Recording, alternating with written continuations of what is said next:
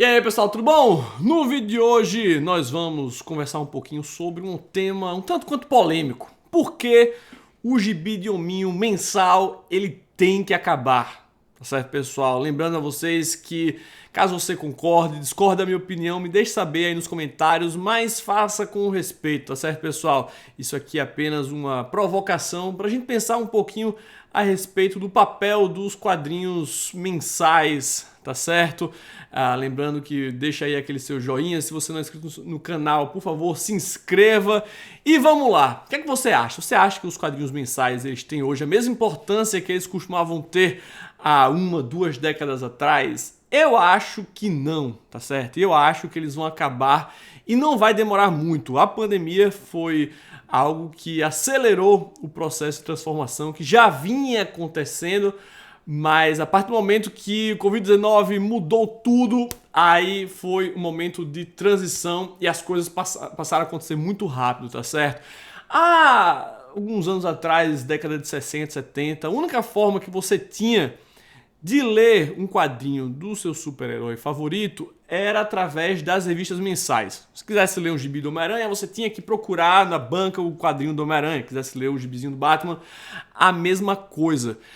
Na França, na década de 70, isso começou a mudar. Esse lance aí que a gente vê, esse modelo que a gente vê hoje na Marvel, DC, em todas as outras editoras americanas, em que os quadrinhos, depois de 4, 5, 6 edições, eles são compilados em um álbum que depois é colocado à venda. Isso é um modelo que já foi importado da Europa, tá? Na França, dentro da revista Pilote, toda semana, numa revista semanal, a gente tinha umas 2 páginas do Asterix sendo publicada, né? E depois aí de 25 semanas, todas aquelas páginas, aquelas 2 páginas que vinham todas as semanas eram compiladas e eram vendidas sob forma de álbum, tá? Isso era verdade para o Asterix e para diversos outras séries dentro das revistas Pilote, Tintin, dentro da Spirou, dentro da Metal Hurlant, A Suivre, todas as revistas francesas,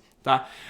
Mas ainda assim, mesmo que isso acontecesse, ainda havia um motivo para que as pessoas continuassem comprando aquelas revistas. Primeiro que elas tinham um conteúdo editorial riquíssimo, tá? Por exemplo, vamos pensar a Metal Hurlant. Não somente a gente tinha as séries que viriam depois a ser compiladas sob a forma de álbuns, mas a gente tinha críticas de livros, quadrinhos, filmes, nós tínhamos reportagens, a gente tinha uma comunidade em torno daquela revista que comungava dentro da seção de cartas, né? Então ainda existia um motivo para comprar aquelas revistas, mesmo que depois você fosse comprar o álbum quando ele saísse. Só que isso foi mudando os hábitos de consumo dos leitores, né? Muitos deles passaram a... beleza, vou deixar a revista para trás, eu só quero saber da história, então vou esperar o álbum sair. Isso acontecendo, começou a diminuir a tiragem das revistas. A tiragem mais baixa significa menos dinheiro no caixa das editoras, menos dinheiro quer dizer menos qualidade editorial, né? Não existia mais tanto dinheiro para investir na qualidade dos editores, das pessoas que escreviam nas revistas. Então aquelas revistas acabavam se tornando um mero catálogo de pré-publicação, né? Todo aquele conteúdo editorial riquíssimo que existia naquelas revistas foi ficando cada vez mais escasso, até que haviam apenas as histórias que, de todo modo, iriam sair em forma de álbum depois. Então, aos poucos, essas revistas elas começaram a minguar até que morreram no final dos anos 80, né? A revista Pilote ela foi extinta em 1989, a Metal Hurlant em 1987, a Suivre acabou em 1994. Então o que a gente começou a ver na Europa, na França, foi essa mudança, né, em que as pessoas pararam de comprar revista e começou o mercado de álbuns, né? Ou seja, as pessoas começaram apenas a procurar os álbuns e hoje exclusivamente é só álbum, né? A gente tem algumas revistas que sobreviveram, é o caso da Spirou, da Fluido Glacial, mas são as únicas que sobreviveram e olha que tinha muita revista nos anos 70, 80 saindo da França, né?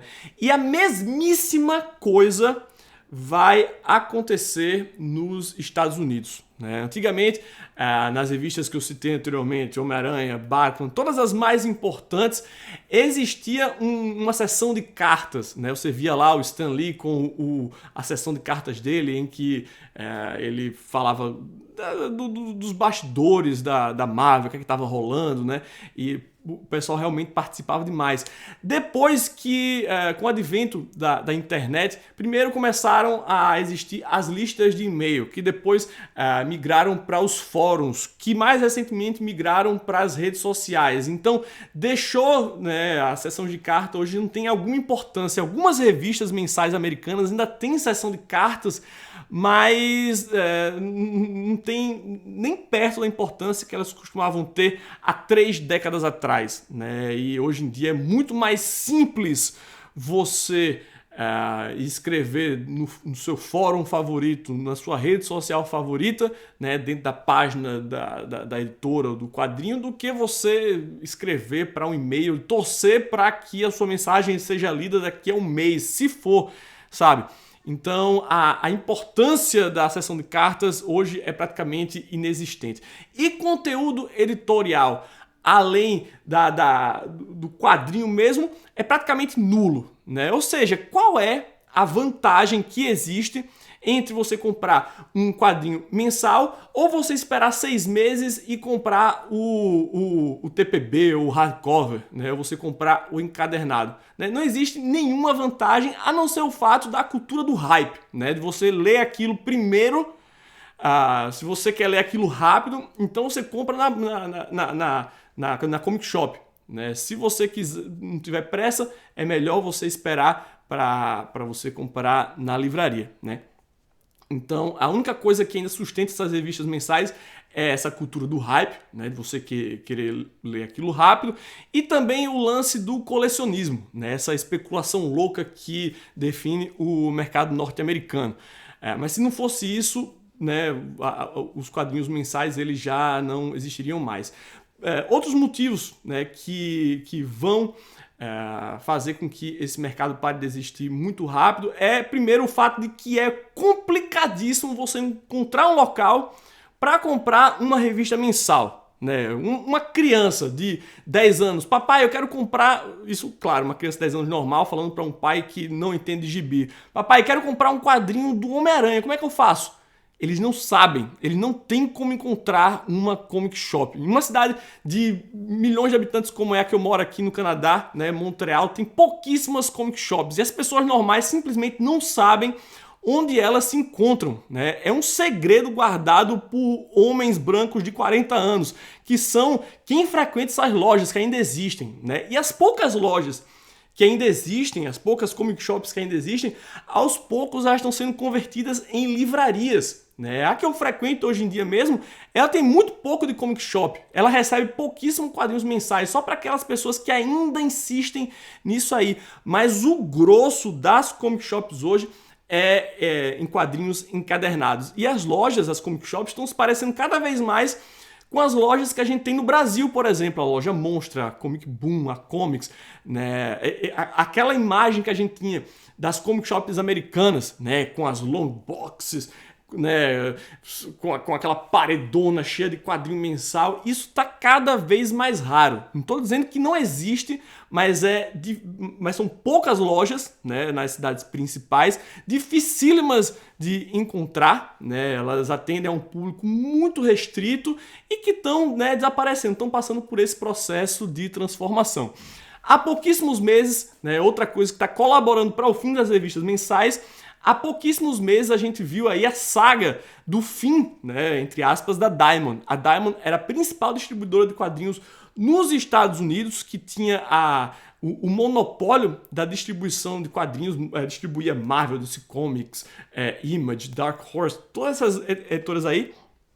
E os contratos de exclusividade começaram a ser rompidos. A primeira a acabar foi a Marvel, né? E depois a DC Comics disse, não vamos mais trabalhar com a Diamond, né? Isso num período em que as pessoas tinham acabado de entrar em lockdown e tudo. Ou seja, aquele processo que, apesar de muito capenga, ainda funcionava com uma certa regularidade, né? Você sabia a quem, o lojista, eu digo, sabia a quem encomendar os quadrinhos eram entregues toda quarta-feira. Hoje está completamente desregulado, né? Acabou essa história do dia do gibi novo, né? Toda quarta-feira você recebe. Hoje em dia, os quadrinhos já de si chegam na terça, os da Marvel chegam na quinta, os da Image, ninguém sabe quando chega direito, sabe? Então tá, a distribuição hoje tá uma bagunça, tá uma bagunça. E o cara, o lojista, ao invés de pagar um frete, como ele fazia com a Diamond, hoje tem que pagar diversos fretes para empresas diferentes, tá uma bagunça. O que dificulta ainda mais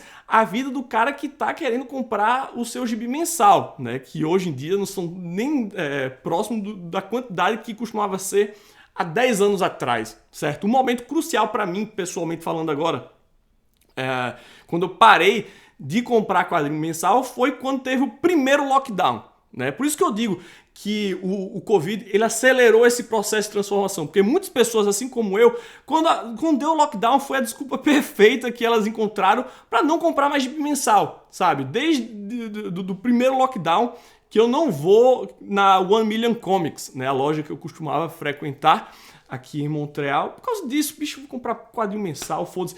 Isso transformou não apenas os meus hábitos de leitura, como a de milhares de leitores né, mundo afora. E um outro motivo é a simples falta de criatividade das editoras, né? O que a gente vê hoje é uma reciclagem de conceitos antigos, né? Nada de novo tem sido criado.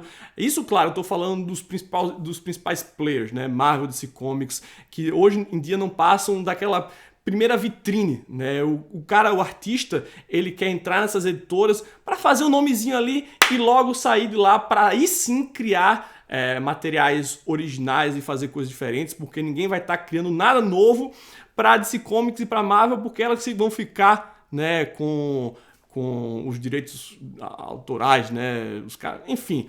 Então tem essa falta de criatividade latente hoje e também a mudança na direção dessas casas editoriais aí, porque recentemente a Marvel foi comprada pela Disney, a DC Comics é da AT&T, então todas essas mudanças nas estruturas dos principais players têm feito com que elas também, né, não tenham uma certa regularidade que ajudem ela a fazer aí os seus quadrinhos da forma como costumavam fazer antes, né?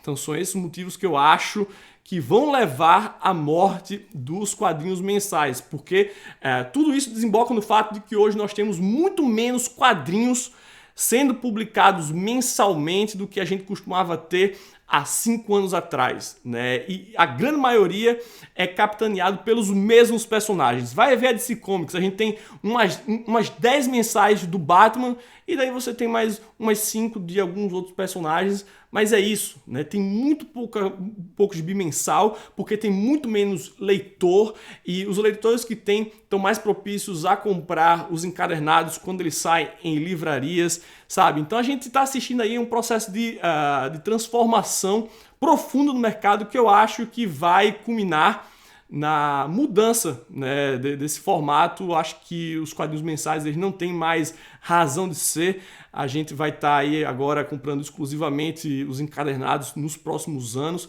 E daí você pode pensar, tá, mas e como é que vai ocorrer a renovação do público leitor, né? Se já não tem mais esses quadrinhos mais baratos, só tem os encadernados mais caros e tudo.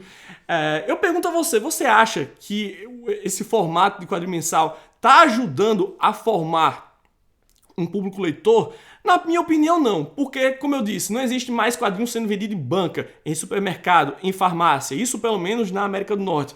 A gente só tem esses quadrinhos sendo vendidos em comic shops, que, como eu falei no início do vídeo, são locais completamente difíceis de você descobrir, ocultos, né? Guardados a 7 chaves pelos nerdola branco de 40 anos.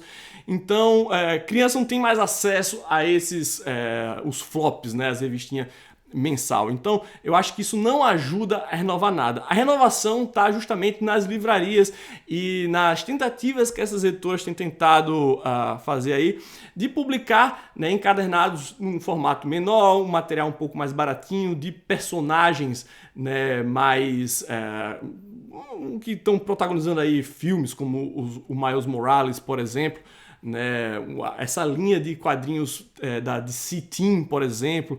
Então eu acho que a renovação do público passa por aí. Né? Isso falando em termos de quadrinhos físicos, porque eu acho que o grosso dessa molecada aí vai começar a ler através do Webtoon e talvez nem passe para o papel, né? Tem isso também. Eu acho que o pessoal hoje mais jovem está muito mais interessado nessas plataformas digitais do que nas analógicas, né? Mas isso é algo que a gente vai ter que esperar para ver.